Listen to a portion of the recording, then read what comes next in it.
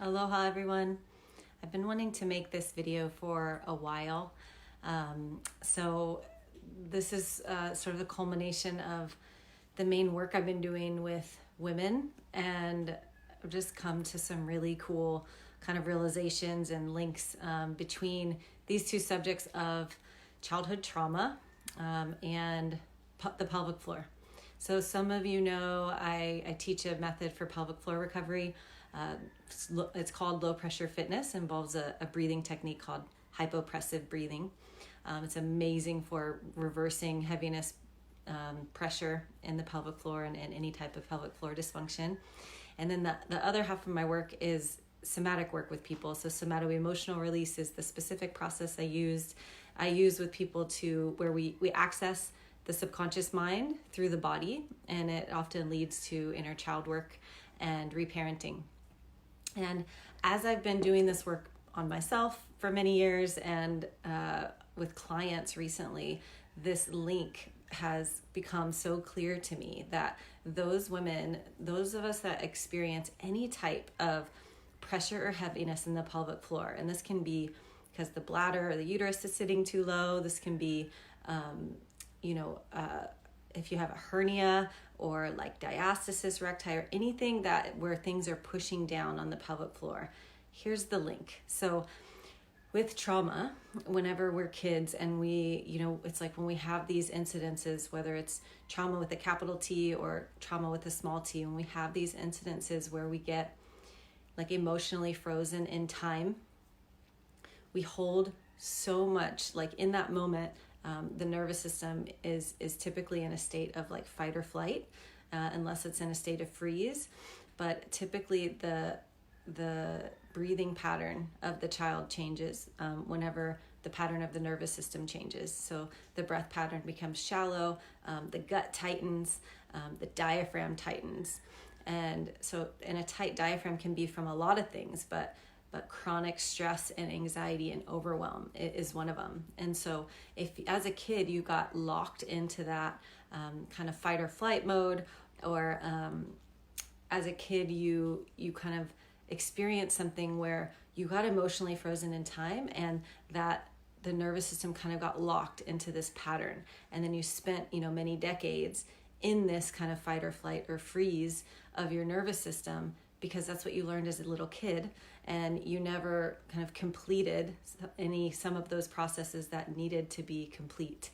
And so what happens is the diaphragm becomes really tight over time, and tighter over the years, especially with like poor posture and then chronic stress and overwhelm and anxiety. It becomes so tight, the diaphragm, which is that dome-shaped muscle that sits underneath your rib cage.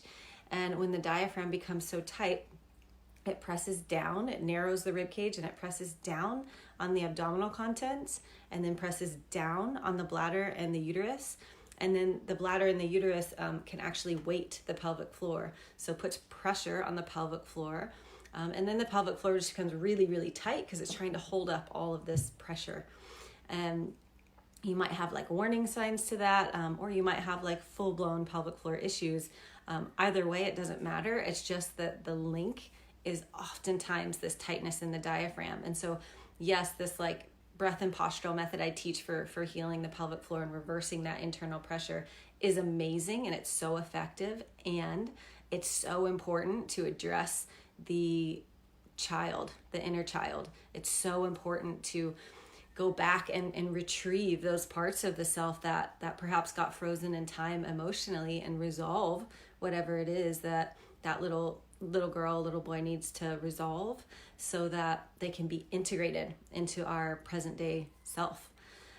And so this is sort of like what my work, of 20 years of being in the healing and the therapy world, is really become funneled into these two categories. And it has lit a fuel, kind of a fire under my butt to just share this information with as many women as possible. That, it's like if you're dealing with a pelvic floor issue, then you definitely need to look at the inner child. And do you have a connection? Is there a connection to the inner child, to the fragmented or wounded parts of yourself that might be stuck? And the opposite, if you are aware of your inner child and you're doing that kind of work to heal trauma, and you want to heal the nervous system, you got to look at like what's the core and the pelvic floor doing, because if you have so much pressure down there and things are basically like falling out, you're not going to feel supported. Think about like root chakra issues. It's completely all about safety, feeling safety and feeling security and feeling support in the body.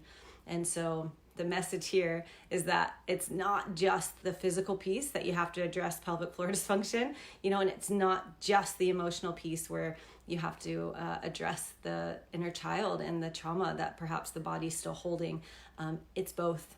It's an and conversation, and I just see it over and over again. And as you start to work on one, you can start to get insights into the other, but it's just so important to link the two.